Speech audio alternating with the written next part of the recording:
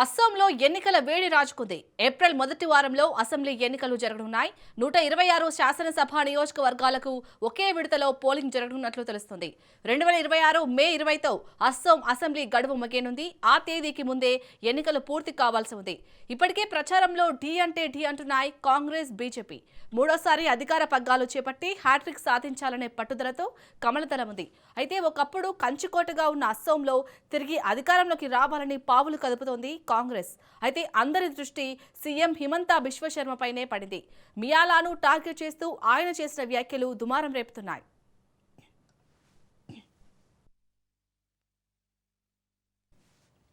అస్సాం రాజకీయాలు పదునైన సైద్ధాంతిక విధానాలు, సంక్షేమం ఆధారిత ఎన్నికల వ్యూహాలు, వివాదాస్పద పరిపాలనా నిర్ణయాల చుట్టూ పరిభ్రమిస్తున్నాయి. ఇప్పటికే ప్రచారం ఊపందుకుంది. రాజకీయాలు దూకుడుగా మారాయి. ఒకవైపు సంక్షేమ పథకాలకు ప్రజాదరణ, మరోవైపు ప్రతిపక్షాలు ఏకమయ్యే ప్రయత్నాలు, నియోజకవర్గాల పునర్విభజన వంటి నిర్మాణాత్మక మార్పులు చోటు చేసుకుంటున్నాయి. ఈ కారణాలన్నీ కలిసి అస్సామీ రాజకీయ చరిత్రలో కీలకంగా మారే ఎన్నికలుగా రూపుదిద్దుకుంటున్నాయి. వలసలు, పౌరసత్వం వంటి సమస్యలు పదే పదే ముందుకు రావడంతో రాజకీయం ఒక్కసారిగా హీటెక్కింది. ఓటర్ల జాబితా నుంచి పెద్ద సంఖ్యలో పేర్ల తొలగింపు, పౌరసత్వ పత్రాల పరిశీలనను తీవ్రతరం చేయడం వివాదాన్ని సృష్టించాయి. సైద్ధాంతిక సందేశంతో పాటు సంక్షేమ పథకాలను అమలు చేస్తోంది బీజేపీ ప్రభుత్వం.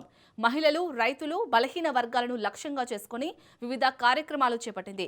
ప్రత్యక్షంగా ఆర్థిక సహాయం, సబ్సిడీ, ఆహార పంపిణీ, గృహకల్పన పథకాలు ఎన్డీఏ ఎన్నికల వ్యూహంలో కీలకంగా మారాయి. అయితే అస్సాం ఎదుర్కొంటున్న కీలక సమస్యల్లో నిరుద్యోగం ఒకటి.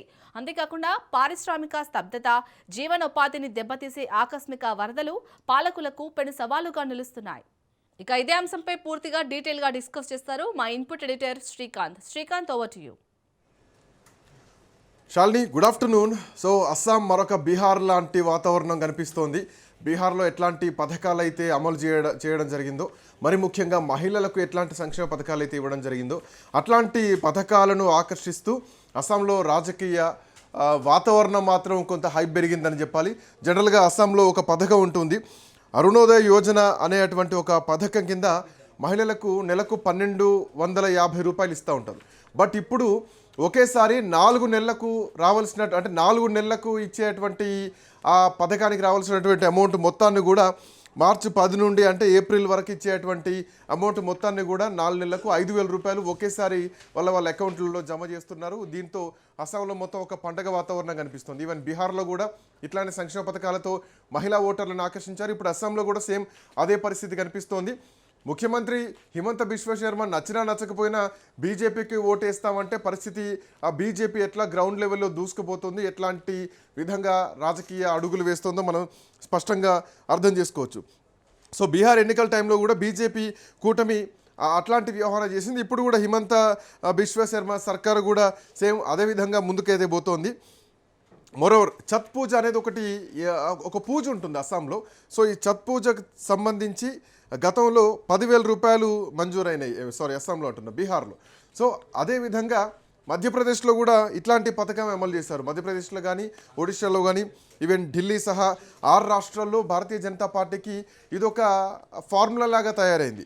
సో ఇప్పుడు ఇదే ఫార్ములాను అస్సాంలో కూడా భారతీయ జనతా పార్టీ ప్రయోగిస్తోంది. ఆ ప్రయోగం కొంతవరకు సక్సెస్ అయినట్టే మనకు అంటే కొన్ని సర్వేలు ఏదైతే పీపుల్స్ పల్స్ లాంటి కొన్ని సర్వేలు చేస్తున్నటువంటి రిజల్ట్ ఇస్తోందో, ఈసారి కూడా మళ్ళీ వరుసగా మూడోసారి హ్యాట్రిక్ కొట్టడానికి ఎన్డీఏ కూటమి భారతీయ జనతా పార్టీ ప్రభుత్వం ఏర్పాటు చేసేటువంటి విధంగానే కనిపిస్తోంది. గతంలో 2021లో అంటే మొత్తం 126 స్థానాలకు గాను భారతీయ జనతా పార్టీ 76 స్థానాలు గెలుచుకుంది. కాంగ్రెస్ పార్టీ 49 స్థానాలు గెలుచుకుంది. ఓవరాల్గా అంటే ఎన్డీఏ కూటమితో కలిపి 85 పైచిలకు స్థానాలు గెలుచుకుంది. అక్కడ భారతీయ జనతా పార్టీ ఎన్డీఏ కూటమి ప్రభుత్వాన్ని ఏర్పాటు చేసింది. హిమంత బిశ్వ శర్మ ముఖ్యమంత్రి కావడం జరిగింది. అండ్ హిమంత బిశ్వ శర్మ రూట్స్ ఎక్కడి నుంచి ఉన్నాయంటే మళ్ళీ కాంగ్రెస్ పార్టీ నుంచే ఉన్నాయి. 2014 నుంచి కూడా హిమంత బిశ్వ శర్మ కాంగ్రెస్లోనే ఉన్నారు. ఆ రోజు కాంగ్రెస్ పార్టీ అత్యధిక స్థానాలు గెలిపిస్తే సోనియా గాంధీ తనను ముఖ్యమంత్రి చేస్తా అన్నారు. బట్ రాహుల్ గాంధీ మధ్యలో అడ్డొచ్చారు. రాహుల్ గాంధీ చేంజ్ చేశారు గేమ్ని.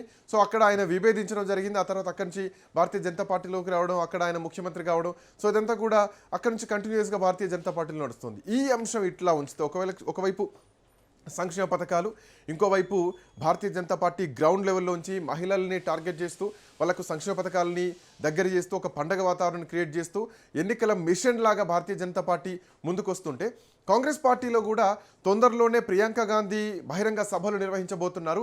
ఈ బహిరంగ సభలు నిర్వహించే కంటే ముందే భూపేన్ బోరా భారతీయ జనతా పార్టీలో చేరబోతున్నారు తొందరలోనే. సో కాంగ్రెస్ పార్టీకి ఆయన రాజీనామా చేశారు. రాజీనామా చేసి భూపేన్ బోరా చిన్న వ్యక్తి ఏం కాదు. ఇక్కడ మహేష్ కుమార్ గౌడ్ ఎట్లాంటి వ్యక్తో, అంతకుముందు రేవంత్ రెడ్డి ఎట్లాంటి అధ్యక్షుడో, భూపేన్ బోరా అస్సాం పిసిసి అధ్యక్షుడు, ఏపీసీసీ అంటారు. సో అట్లాంటి పిసిసి అధ్యక్షుడే పార్టీని వీడి వెళ్ళిపోతున్నారంటే పార్టీలో అంతర్గతంగా ఎట్లాంటి కలహాలు ఉన్నాయి, పార్టీలో ఎట్లాంటి అస్తవ్యస్తంగా ఉంది. ఎన్నికల ముందు కాంగ్రెస్ పార్టీకి ఒక భారీ కుదుపని చెప్పాలి అస్సాం రాజకీయాల్లో. సో ఇప్పుడు ఆయన తొందరలోనే బీజేపీలో చేరబోతున్నారు. దానికి సంబంధించి డేట్ కూడా అనౌన్స్ చేయడం జరిగింది. తొందరలోనే బీజేపీ కూటమిలో భారతీయ జనతా పార్టీలో చేరబోతున్నారు. ఇప్పటికీ హిమంత బిశ్వ శర్మ భూపేన్ బోరాను ఇంటికెళ్ళి కలిసి రావడం జరిగింది.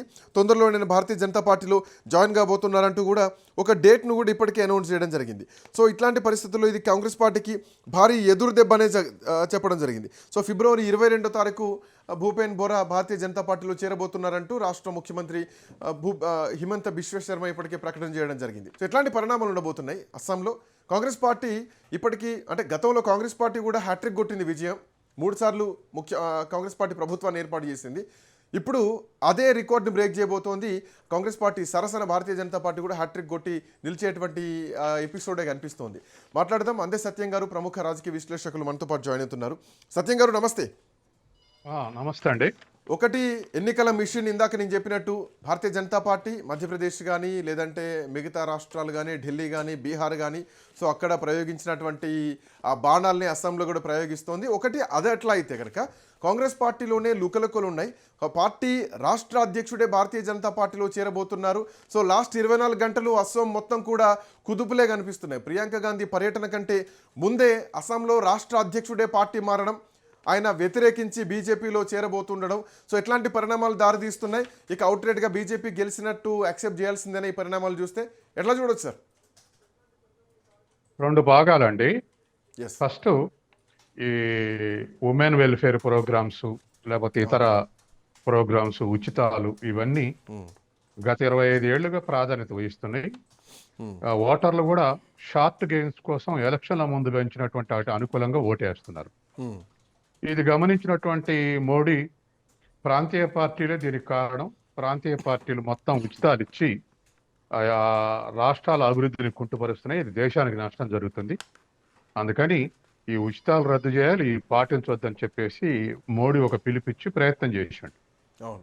కానీ కర్ణాటక ఎలక్షన్లో ఓటమి తర్వాత బీజేపీ తన వ్యూహాన్ని మార్చుకుంది. ఓటమి తర్వాత ఒక కేంద్ర నాయకుడు బెంగళూరు నుంచి స్టేట్మెంట్ ఇచ్చాడు, మాకు హిందుత్వ ఏజెండా ఒకటే సరిపోదు, సోషియో ఎకనామిక్ ఏజెండా కూడా మేము అమలు చేయాల్సి ఉందని చెప్పేసి కర్ణాటక ఓటమి తర్వాత ప్రకటించాడు.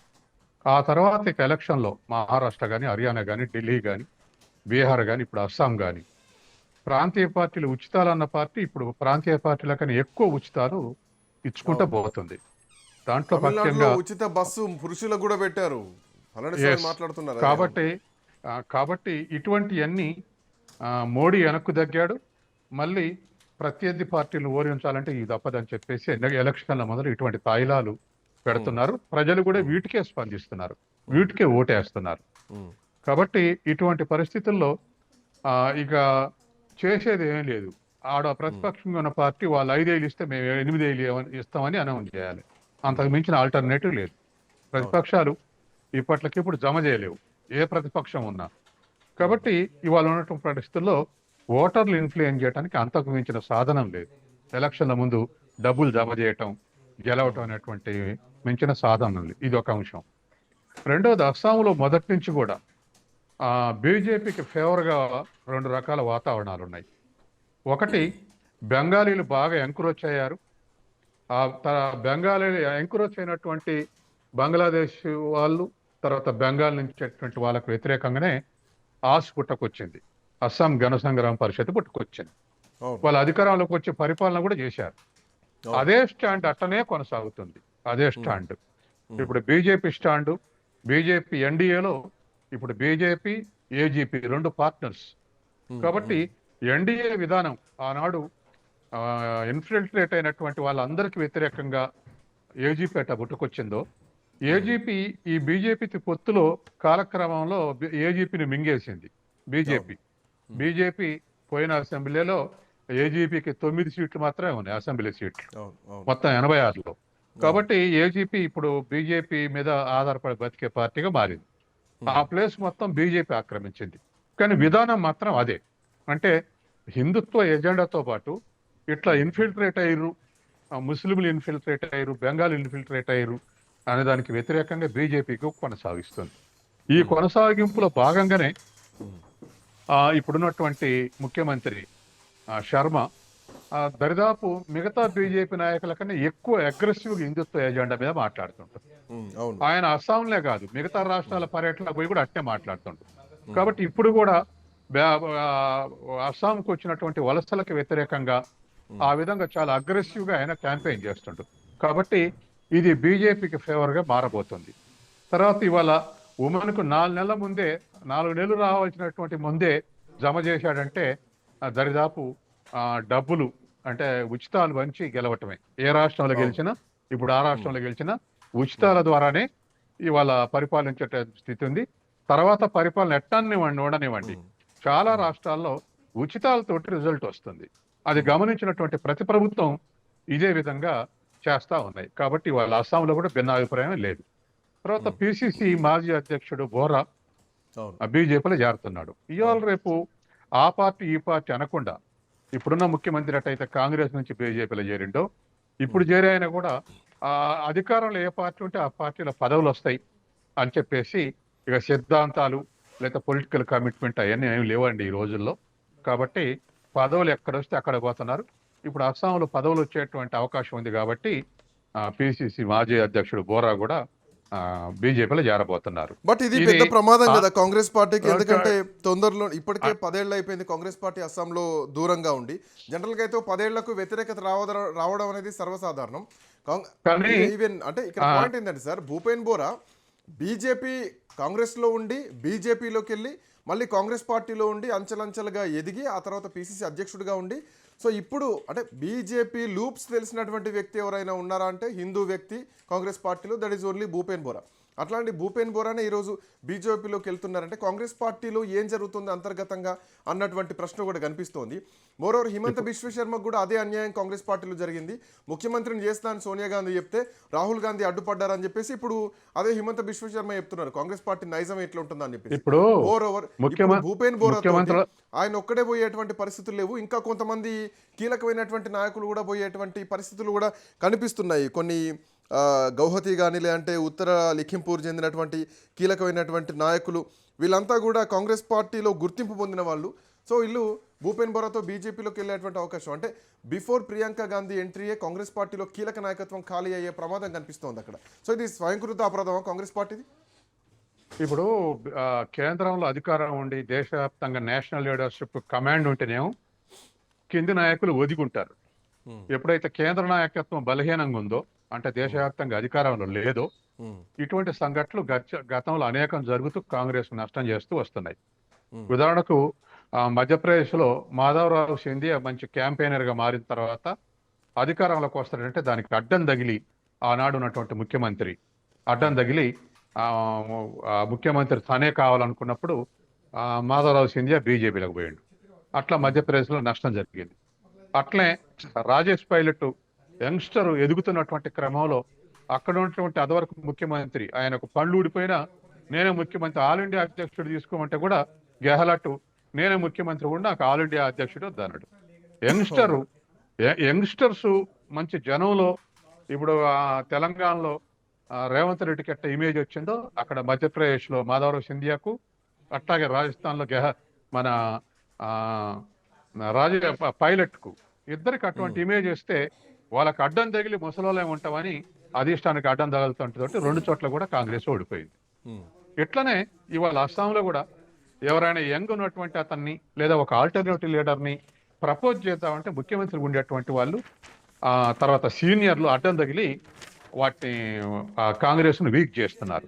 కాబట్టి వాళ్ళ అస్సాంలో కూడా అధిష్టానం ఫలానా అయితే బాగుంటుంది, ఇమేజ్ బాగుంది అనుకుంటే కింద ఉన్న సీనియర్ అడ్డం తగిలి అది కావటానికి లేదని అడ్డం తగులుతారు. కాంగ్రెస్ ఉన్నటువంటి వీక్నెస్, మొన్న గనక అసెంబ్లీ ఎలక్షన్ లో సీనియర్లు గనక తెలంగాణలో అడ్డం తగిలి ఉంటే కాంగ్రెస్ అధికారంలోకి వచ్చేది కాదు. కాబట్టి వాళ్ళకు ఇమేజ్ సంపాదించుకున్నటువంటి కొత్త నాయకుల్ని బీజేపీ ఇంట్రడ్యూస్ చేయగలుగుతుంది. ఏ పార్టీ నుంచి వచ్చినా బీజేపీ ఇంట్రడ్యూస్ చేయగలుగుతుంది. బీజేపీ చూడండి, ఢిల్లీలో ఎవ్వరికి తెలియనటువంటి ఆవిడని తీసుకొచ్చి ముఖ్యమంత్రిని పెట్టారు. అట్లాగే మహారాష్ట్ర అనేక మంది సీనియర్లను వదిలేసి 50 ఏళ్ల వయసున్నటువంటి ఫడ్నవీస్ని తీసుకొచ్చి ముఖ్యమంత్రిని పెట్టారు. యంగ్స్టర్స్ ని ఒక్కొక్కరిని ఇంట్రడ్యూస్ చేస్తుంటే బీజేపీ, కాంగ్రెస్ ఆ ప్రయత్నం చేస్తే ఓల్డ్ ఏజ్ పీపుల్ అడ్డం తగులుతున్నారు. వాళ్ళకు జనంలో పెద్ద ఇమేజ్ ఉండదు. రోజు రోజుకి ఆ ఇమేజ్ తగ్గుతున్నా మాకే కావాలని అడ్డం తగలటంతో కాంగ్రెస్ ఈ విధంగా నష్టపడుతుంది. కాబట్టి బహుశా అస్సాంలో కూడా ఇటువంటి ఈక్వేషన్స్ అయ్యో అడ్డం వచ్చే ఇవాళ ఉన్నటువంటి బోరా కాంగ్రెస్ లో చేరుతుండొచ్చు. తర్వాత అన్ని పార్టీలు కూడా అవకాశవాదం ఎక్కువ పెరిగింది. ఏడ అధికారం వస్తే ఆడ పదవులు వస్తున్నాయి, అటు చేరిపోతున్నారు. అది అందరికీ అప్లై అవుతుంది. అదొక కారణం. ఏదేమైనా అట్లా ఉంచితే గనక సరే, పాయింట్ ఏంటంటే ఒక పిసిసి అధ్యక్షుడు యాంగిల్లో మనం మాట్లాడదాం. ఎందుకంటే 2024 లోక్సభ ఎన్నికల సమయంలో రాహుల్ గాంధీ భారత్ జోడో యాత్ర నడుస్తున్నటువంటి టైంలో ఆ సమయంలో అస్సాంలో అడుగు పెట్టనేలేదు బీజేపీ ప్రభుత్వం, హిమంత బిశ్వ శర్మ. సో మొత్తం రాహుల్ గాంధీకి బ్యారికేడ్లు అడ్డు పెట్టారు. అప్పుడు ఇదే బోరా, భూపేంద్ర బోరా మొత్తం ఆ బ్యారికేడ్లను తొలగించేయడం, లేదంటే ఒక యుద్ధ వాతావరణం క్రియేట్ చేయడం, ప్రభుత్వం మీద విమర్శించడం, ప్రభుత్వం చేస్తున్నటువంటి అక్రమాలు కానీ, లేదంటే నిరుద్యోగుల విషయంలో కానీ, లేదంటే పౌరసత్వానికి సంబంధించినటువంటి విషయంలో కానీ, నిరుద్యోగ విషయంలో కానీ, అక్కడటువంటి చాలా అంశాలపైన, ఈవెన్ అస్సాంలో ఉన్నటువంటి వరదల విషయంలో కూడా చాలాసార్లు భూపేంద్ర బోరా చాలా బహిరంగంగా ప్రభుత్వాన్ని విమర్శించినటువంటి వ్యక్తి. అండ్ అంచెలంచెలుగా కాంగ్రెస్ పార్టీలో ఎదిగి ముఖ్యమంత్రి స్థాయి వరకు వచ్చినటువంటి వ్యక్తి. అట్లాంటి వ్యక్తిని కోల్పోవడమే కాంగ్రెస్ పార్టీకి భారీ నష్టంగా ఉంది. అంటే ఇక్కడ పాయింట్ ఏంటంటే, ఇటు హిమంత బిశ్వ శర్మ ఎన్నికల ముందు భూపేంద్ర బోరాన్ ఎంట్రీ కంటే ముందు రాహుల్ గాంధీని విమర్శిస్తున్నారు. మోరోవర్ ఈయన కూడా నయనో భయనో రాహుల్ గాంధీని విమర్శిస్తున్నారు, స్పష్టంగా కనిపిస్తోంది. దేశవ్యాప్తంగా కూడా రాహుల్ గాంధీ పైన విమర్శలు వినిపిస్తున్నాయి. ఈవెన్ చాలామంది పార్లమెంట్లోనే మాట్లాడుతున్నారు, కొంతమంది కీలకమైన నాయకులు మాట్లాడుతున్నారు. రాహుల్ గాంధీ నాయకత్వాన్ని విమర్శిస్తూ మాట్లాడుతున్నటువంటి వ్యక్తి. సో ఈ ఈ పరిణామాలను ఎట్లా చూడాలి? ఇది కాంగ్రెస్ పార్టీ ఫెయిల్యూరా, లేదంటే రాహుల్ గాంధీ ఫెయిల్యూర్ని తట్టుకోలేక వాళ్ళ భవిష్యత్తు కోసం వీళ్ళు పార్టీ మారుతున్నారు అనుకోవాలా? సో ఒక భారీ కీలక నాయకుడు మారడం మాత్రం చాలా పెద్ద విషయం అని చెప్పాలి. ఇప్పుడు భూపేంద్ర బోరా కృషి చేసిండు గత 5 ఏళ్లుగా. ఆ కృషి చేసినందుకు బహుశా ముందే నా క్యాండిడేట్ ముఖ్యమంత్రి క్యాండిడేట్గా ప్రకటించమని అడిగే అవకాశం ఉంది. కాంగ్రెస్ లో అట్లా ప్రకటిస్తే రకరకాల గ్రూపులు ముందే బయటకు వచ్చేసి ఒకరినొకరు క్రిటిసైజ్ చేసుకుంటే అధికారంలోకి వచ్చే అవకాశం లేదు. దాంతో ఇప్పుడు తెలంగాణలో కూడా అట్టే జరిగింది. ఎవరిని ముఖ్యమంత్రి క్యాండిడేట్ గా డిక్లేర్ చేయలేదు. ఆ మెజారిటీ వచ్చినాకనే ప్రపోజ్ చేశారు. కాబట్టి అక్కడ కూడా 5 ఏళ్లు పనిచేసినటువంటి భూపేంద్ర బోరా నన్ను ముఖ్యమంత్రిగా క్యాండిడేట్ డిక్లేర్ చేయమంటే వీళ్ళు బహుశా అధిష్టానం మిగతా గ్రూపులు ఇంకా ఎక్కువ డిస్టర్బ్ చేస్తాయని చేసి ఉండరు. నేను ఇంత కష్టం చేస్తే నన్ను క్యాండిడేట్ కూడా డిక్లేర్ చేస్తే నేను ఎందుకు ఉండాలని చెప్పేసి ఆయన పోయి ఉంటాడు. ఎందుకంటే ప్రతి రాష్ట్రంలో అది జరుగుతూ ఉంది. తర్వాత రాహుల్ గాంధీ విషయం వచ్చినప్పుడు రాహుల్ గాంధీ ఇవాళ బీజేపీని కాస్త నిలవరించగలుగుతారు. మిగతా ప్రతిపక్ష నాయకుడికి ఎవరికి వాయిస్ లేదు. ఇప్పుడు కులగణన అనేది ఒప్పించగలిగిండు. తన వాయిస్ ద్వారానే బీజేపీ కూడా ఒప్పుకోవడానికి ప్రయత్నం చేసింది. అట్లే సర్ విషయంలో కూడా దేశవ్యాప్తంగా చర్చనీయం చేయగలిగిండు. అంటే ఇవాళ రాహుల్ గాంధీ ప్రతిపక్షం లేకపోతే బీజేపీ ఎక్కువ తప్పులు చేసే అవకాశం ఉంది. కాబట్టి ప్రతిపక్ష నాయకుడు రాహుల్ గాంధీ కాబట్టి మరొక నాయకుడు ఎవరో ఒకళ్ళు ప్రతిపక్షం తరఫున గట్టిగా పోరాడబోతే ఏ రాష్ట్రంలో తప్పులు జరిగినాయి, దేశంలో కూడా తప్పులు జరిగేటువంటి అవకాశం ఉంది. కొన్ని ప్రోగ్రామ్స్ సవరించుకోవటానికి, కొన్ని వెనక్కు తీసుకోవటానికి రైతుల ఉద్యమాలు ఉన్నాయి. రైతుల ఉద్యమాలు అది ఢిల్లీ, ఉత్తరప్రదేశ్, బీహార్ను మించి ఇంకా ఎక్కువ వ్యాపింపజేసేటటువంటి అవకాశం ఉందని వెంటనే మోడీ ఆ చట్టాలను వెనక్కు తీసుకున్నాడు. కాబట్టి ప్రతిపక్షాలు గట్టిగా పోట్లాడటం, రాహుల్ గాంధీ పోట్లాడటం, ఇవన్నీ కూడా బీజేపీ ఇంకా తప్పులు సవరించుకోవటానికే ఉపయోగపడుతుంది. కాబట్టి ఇలాంటి ఫైట్ అధికార ప్రతిపక్షానికి మధ్య ఇటువంటి ఫైట్ ఉండాలి. ఉంటేనే మన ప్రజాస్వామ్యానికి కూడా మన దేశానికి కూడా క్షేమకరం. సార్ ఇప్పుడు అంటే ఇందాక నేను నా మొదటి మాటల్లో చెప్పినట్టు బీజేపీ ఒక ఎలక్షన్ మిషన్ లాగా ముందుకు వెళ్తోంది. అస్సాం అర్థమవుతోంది, ఇంకో హ్యాట్రిక్ దిశగా అడుగులు వేస్తోంది, స్పష్టంగా కనిపిస్తోంది. ఇక దీంట్లో మనం పెద్దగా చర్చించాల్సినటువంటి అవసరం కూడా లేదు. ఈ అర్ధగంట డిస్కషన్లో, ఈ అనాలిసిస్లో అస్సాంలో మళ్ళీ బీజేపీ ప్రభుత్వం ఏర్పాటు చేయబోతుంది, స్పష్టంగా కనిపిస్తోంది. అండ్ పశ్చిమ బెంగాల్లో కూడా అట్లాంటి పరిస్థితులు ఏమైనా ఉన్నాయా? కేరళలో అట్లాంటి పరిస్థితులు ఉండేటువంటి అవకాశం ఉందా? తమిళనాడులో కూడా అట్లాంటి పరిస్థితులు ఏమైనా ఉండే అవకాశం ఉందా? సో బీజేపీ అడుగులు ఎట్లా చూడొచ్చు? నెంబర్ వన్, అస్సాంలో ఇవాళ అబ్సల్యూట్ అడ్వాంటేజ్లు ఉంది బీజేపీ. ఎందుకు అడ్వాంటేజ్? నేను చెప్పిన కారణాలు ఉన్నాయి. అది కాకుండా నేషనల్ లెవెల్ పార్టీలో డిసిప్లిన్ కొనసాగుతుంది. ఇప్పటికి డిస్టర్బ్ చేసే వాళ్ళు లేరు. వాళ్ళు ఎవరు అనుకుంటే వాళ్ళు ముఖ్యమంత్రిని పెడితే, ఒక యంగ్స్టర్ని పెడితే కూడా చరిత్ర ఉన్నటువంటి నాయకులుగా ఎదురు తిరిగే పరిస్థితి లేదు. కాబట్టి అది నెంబర్ వన్, బీజేపీకి ఉన్నటువంటి అడ్వాంటేజ్ ఏ రాష్ట్రంలోనైనా. నెంబర్ టూ, బెంగాల్లో ఉన్నప్పుడు బెంగాల్ అంత అడ్వాంటేజ్గా మనం చెప్పలేం. ఎందుకంటే లెఫ్ట్ ఫ్రంట్ ఓట్లు చీల్చే దాని మీద ఆధారపడి ఉంది. వాళ్ళు చీల్చే పరిస్థితులు లేదు. వాళ్ళు 3-4% గత ఎలక్షన్స్ ప్రకారం. తర్వాత 30% దరిదాపు ముస్లిం ఓటింగ్ ఉంది బెంగాల్లో. ఇటువంటి అన్ని చూస్తే అస్సాంలో ఉన్నటువంటి అడ్వాంటేజ్ బెంగాల్లో ఉండేటువంటి అవకాశం లేదు. ఇది రెండోది. మూడు తమిళనాడు అనుకున్నప్పుడు తమిళనాడులో అసలు ఫిలాసాఫికల్ గానే హిందుత్వ వ్యతిరేక ప్రజలు ఎక్కువ, 80%. అది పెరియార్ రామస్వామి ద్వారా అయితే, అన్నాదురు అయితే, కరుణానిధి అయితే, ఎంజి రామచంద్రుడు, అందరూ అదే వైఖరి అనుసరించారు. కాబట్టి 80% ప్రజలు ఆ వైఖరి కలిగి ఉన్నాక తక్షణం బీజేపీ అధికారంలోకి వచ్చే అవకాశం లేదు తమిళనాడులో. హిందుత్వ ఏజెండా ప్రకారం పార్లమెంట్ ఎలక్షన్ లో వాళ్ళ ఒక 19% వరకు వచ్చి ఉండొచ్చు. కానీ బీజేపీకి ఎప్పుడు కూడా పార్లమెంట్ ఎలక్షన్ లో అడ్వాంటేజ్ ఉంటుంది, లోకల్ బాడీ ఎలక్షన్ లో డిసడ్వాంటేజ్ ఉంటుంది. అసెంబ్లీ నుంచి కిందికి వచ్చే వరకల్లా ఆ స్కోర్ తగ్గుతుంటది. తమిళనాడు విషయం. కేరళ విషయం ఉన్నప్పుడు కేరళ బీజేపీ అధికారంలోకి వచ్చే అవకాశం లేదు. ఒకవేళ బీజేపీ లెఫ్ట్ ఫ్రంట్ని ఓడించాలనుకుంటే కింది స్థాయిలో అప్పుడప్పుడు ఓటింగ్ని కాంగ్రెస్ కు అనుకూలంగా షిఫ్ట్ చేస్తున్నారు. కాబట్టి అప్పుడే అధికారంలోకి వచ్చే అవకాశం లేదు. కాబట్టి లోకల్ నేషనల్ పాలసీ కాకపోవచ్చు, కానీ లోకల్ లీడర్షిప్ లెఫ్ట్ ఫ్రంట్ మీద ఉన్నట్టు కోపంతో కాంగ్రెస్ కు లోకల్ లెవెల్ షిఫ్టింగ్ చేస్తే 2-3% ఎప్పుడు 1% డిఫరెంట్ వచ్చింది యూడిఎఫ్ కు ఎల్డిఎఫ్ కు. 1%, 2% కాంగ్రెస్ వైపు షిఫ్ట్ చేస్తే యూడిఎఫ్ అధికారంలోకి వచ్చే అవకాశం తప్ప కేరళ బీజేపీ అధికారంలోకి వచ్చే అవకాశం లేదు. థ్యాంక్ యూ సత్యం గారు, థ్యాంక్స్ ఫర్ జాయినింగ్.